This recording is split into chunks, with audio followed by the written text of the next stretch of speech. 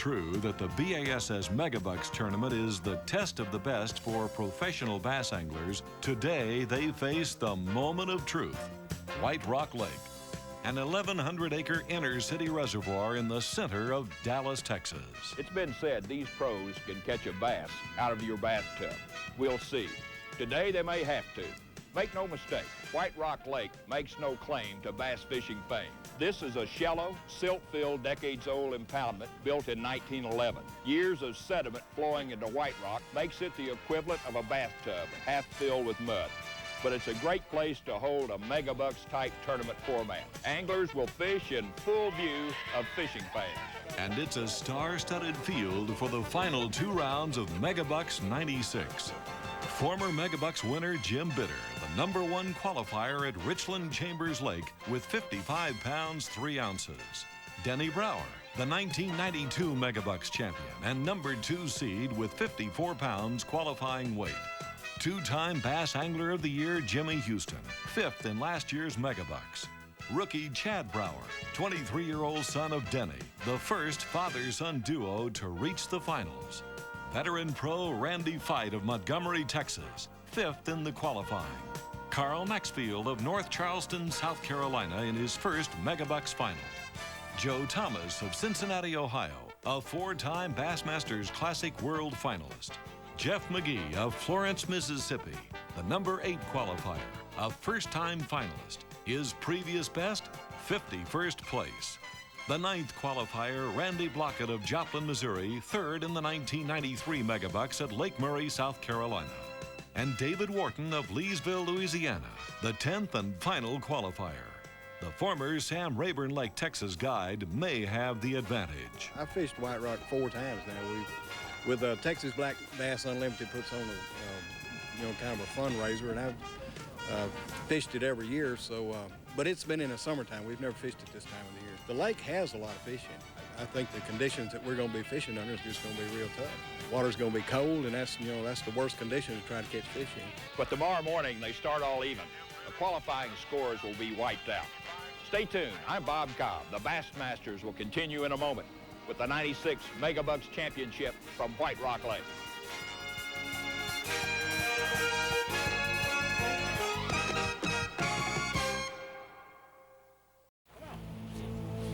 White Rock Lake, 6 miles from downtown Dallas. Pre-dawn, March 9th. The final 2 rounds of Megabucks 96.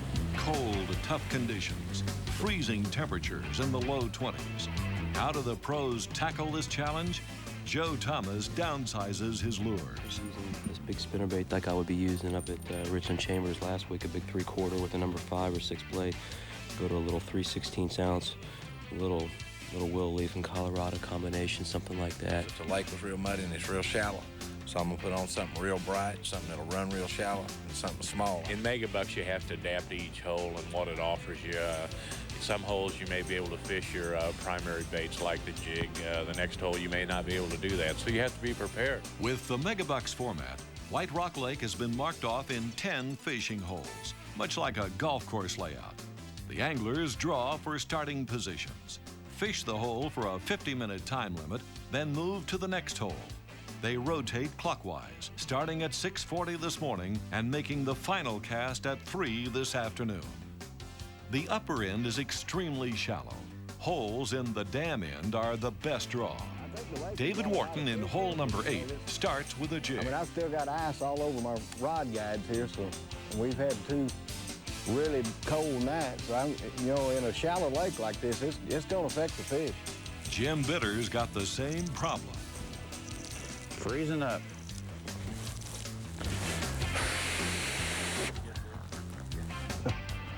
My hands won't work. Ain't much you can do about it here, though. Has anybody caught a fish yet? I got one. I got him if I can get him out. Oh, he came off. Oh, no. This is part of the silt problem that we've been talking about. I want to take a push pole and just stick it down in here and look at what happens.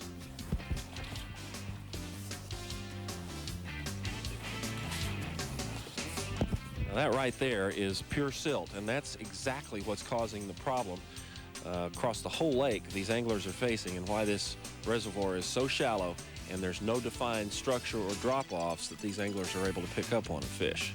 God, I thought that was a fish. The heck is that? Somebody's dirty underwear. Man, look at that. Yeah, it'd probably been a real good place to fish if this system hadn't come through and dropped the water temperature as far as it did. Shift into low gear. Slow down your retrieve. That's the usual advice when water temperatures drop over 20 degrees into the mid-40s. It's sound advice. But has anyone caught a keeper bass? No, maybe tomorrow.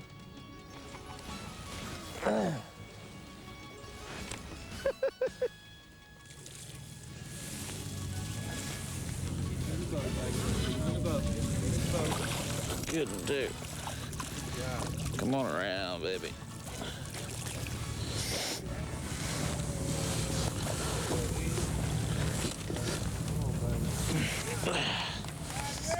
That's not only Jim Bitter's first fish.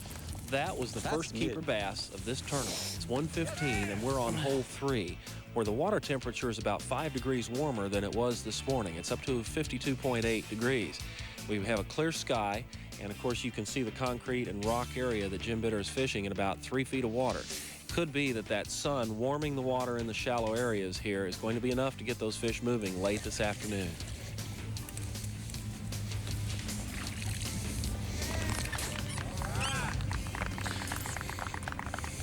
Too little.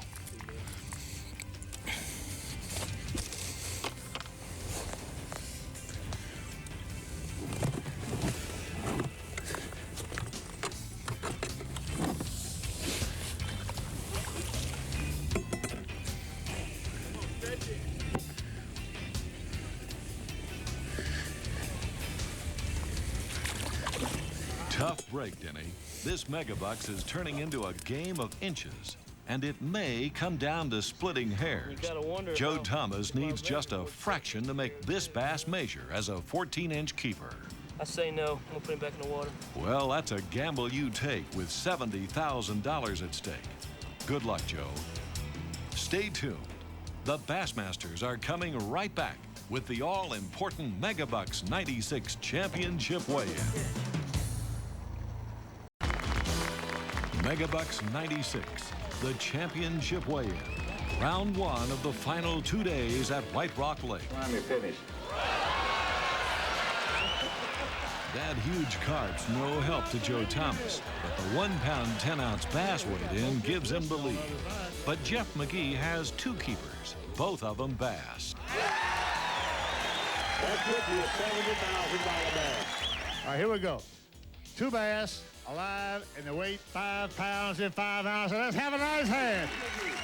Just 1 keeper to show off, but Jim Bitter jumps into 2nd place and takes the big bass lead, worth a $1,000 bonus with this 3 pound, 3 ounce largemouth.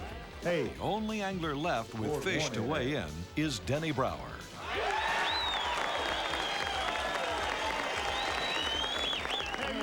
Denny Brower's Megabucks magic.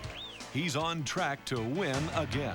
With 7 pounds, 13 ounces, Denny leads Jeff McGee by 2.5 pounds. Only 6 bass are weighed in. Jim Bitter is 3rd, followed by Joe Thomas. They're the only anglers to score. The difference, Denny's big bite, that 6 pound, 1 ounce heavyweight. As tough as fishing is, if I get, 2 or 3 bites today, I can still win. Because I believe anybody out here is prone not to catch one the way the conditions are. What I was doing was throwing a crankbait out from shoreline until I hit some brush. And then I was slowing down and throwing a lizard into that brush. I don't know whether it'll be as tough as yesterday. I feel I'm going to have to catch a couple in order to pull it out. Conditions today are slightly different than yesterday. Still, we have the clear sky, which will warm things up later this afternoon. The temperature this morning is in the upper 20s instead of 20. Jeff McGee's got an unexpected problem. He's having to fish without his favorite lizard, an 1/8 ounce weight. I packed them all up and dyed them last night and then left them in the truck. Well, I'll just forget. A slight adjustment in the game plan has produced a major change in the leaderboard. Randy Blockett started on hole number 10 this morning. He made one little adjustment in what he was doing, and it's paid off with 3 keeper bass. And I think the cold front and the cold water has backed them off a little bit, because two of the last 3 fish I caught have been about 20 feet offshore in about 4 to 5 foot of water. And it seems like on some of these banks, there's a little bit of break about 20 foot out away from the bank, and those fish are just sort of sitting on that break. Working a Carolina rig off the bank is Joe Thomas's strategy.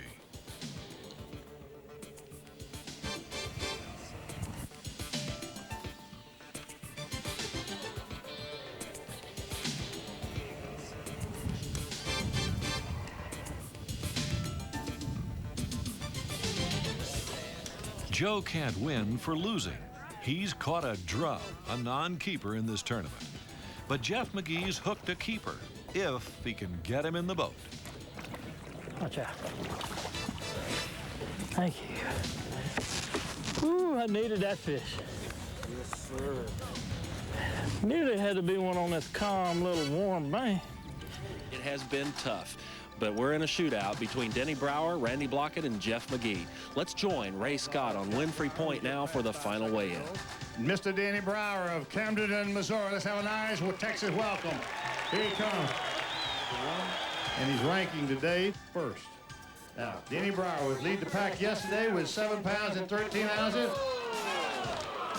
What can I say? Well, I don't know, Ray. What can you say after a day like this? A bad day at White Rock for Denny Brower, but he still leads the tournament. Oh, you reached for the price of fish that just went up, gang. Denny Brower, don't buy that house yet.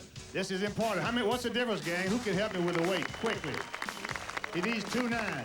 The fish weighs 2.9. He will take a lead, and the only one person can beat him will be, of course, Randy Blockett, who's last. What's it got away? 2.9. 2.8.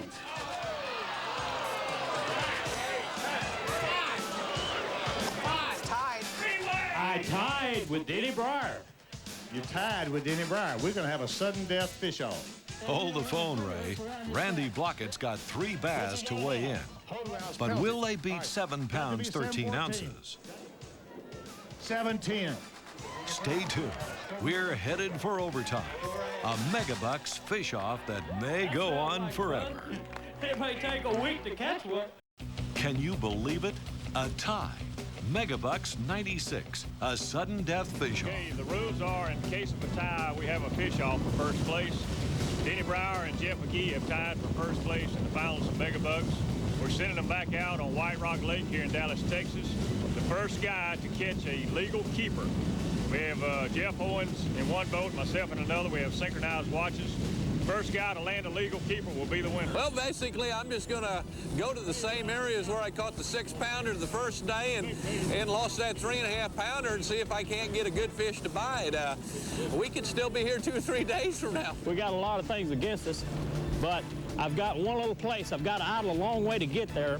And but as slow as fishing has been, I think it's worth it to make that idle over there and try it. It's going to probably boil down to who drops it in the right place and one commits suicide or something. I don't know. This is tough. This is really hard. And I lost a fish that would have won the tournament today. It hit the side of the boat as I was lifting it in, and I thought I had blown the whole tournament, but still I was fortunate enough to tie Denny for the lead, even after losing that fish. First one to catch a fish, we'll document the time. He'll be the winner. Has to be a 14-inch legal fish. Am I correct? Nobody's caught a fish yet. Is that right? No, we're just starting. Got a little bitty Bomber Model A on. It's a numbers bait. Who knows? We may get one of them 14-inchers to bite it. Gonna fish it down some of this rocky bank, and when we get up here to the key area, I'll be flipping a jig. Go to a heavier weight. Wind's blowing a little too hard for this 8 ounce.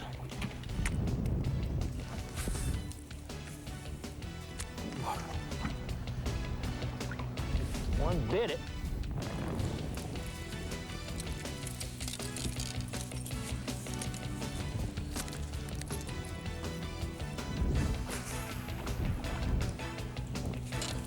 Come on, Bass, let's get this over with. Right there's that little bunch of reed strip. That's where that 6 comes from.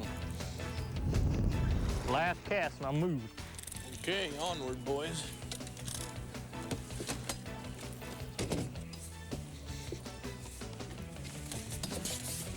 Thank you.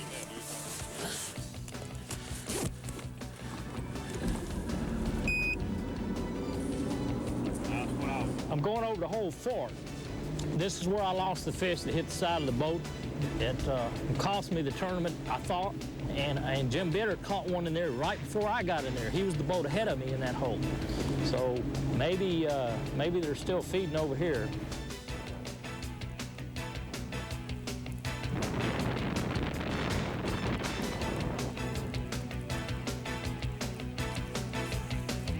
It's real shallow in here, but the wind, this is one of the few places on the lake that you can get out of the wind right now. And it's been warming up in here all day, and these fish are trying to move up and spawn.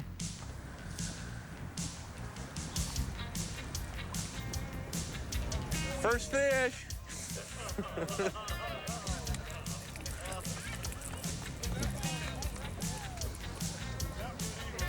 Don't get the board out. I'm going hard, Papa.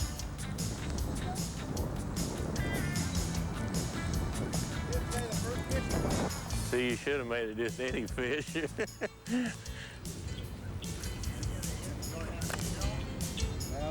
Got one on as we speak. Got a fish on as we speak. He's on the edge of the boat. Brought it in the boat. Let's check the size. It is 5:26 in 58 seconds. Let me see this. Yes. Let me check it. Right here. I get it. Yes. We have a legal fish.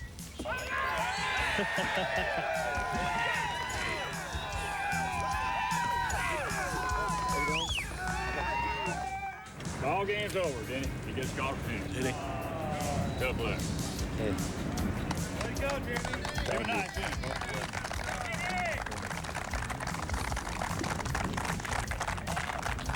I had lost one, and that was right near weigh-in, so it hadn't been over an hour and a half ago. So there's still a few fish hanging in here, as we can see, and this one did it. Megabucks 96, a tough test for the best. 6 long days, and then a sudden death overtime fish haul. We got to have a fish, and we got to have the winner, and here he is. Let's have it on his hands, folks. Here we go. Hey! Jeff McGee. Woo! I'm excited, Ray. Well, when I caught that fish, I honestly didn't know if he was going to measure. Everybody was hollering on the bank. I said, hold on. But he barely went. How much, a quarter inch over the line? A quarter, 14 and a quarter. How much is it per inch? $1,175 an inch. Woo! That's a lot of money, Ray. Well, Jeff McGee, you've earned it.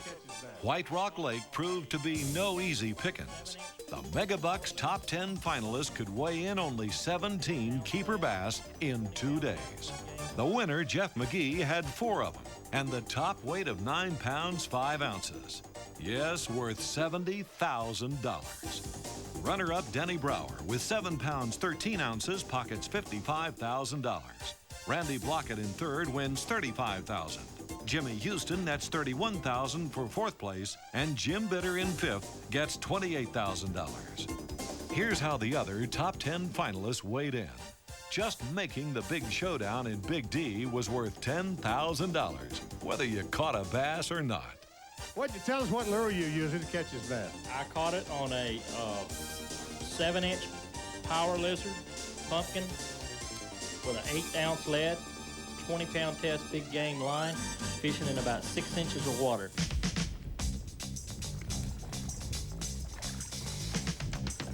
Right now, it's time for the Pros Pointer, the how-to section of the Bassmaster. Number 3. Brought to you by Wrangler Rugged Wear. Geared for the outdoors. Not real. There's one thing in particular that helped me a lot this week in the Megabucks tournament over at Richland Chambers Lake.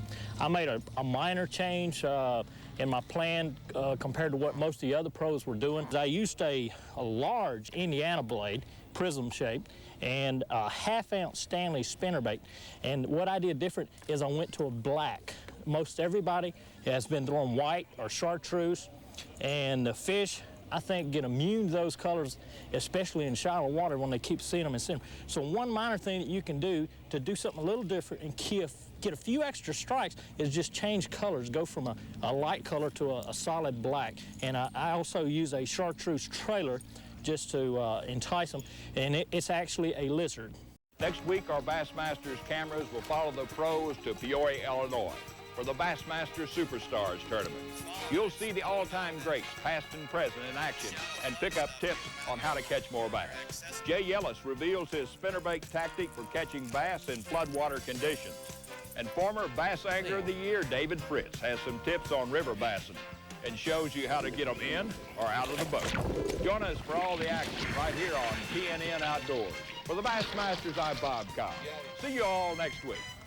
The Bassmasters has been brought to you by Ranger Boats, still building legends one at a time. Zebco Quantum, the top names in fishing. Berkeley Trilene, America's #1 selling fishing line. Lubramatic, we work weekends. Chevy Trucks, the most dependable, longest-lasting trucks on the road. Lowrance, setting the course in marine electronics. Jerseys, American Activewear. Storm Lures, quality lures for taking the big ones by storm. Wrangler Rugged Wear, geared for the outdoors. And the Bass Angler Sportsman Society. 26 and 58 seconds.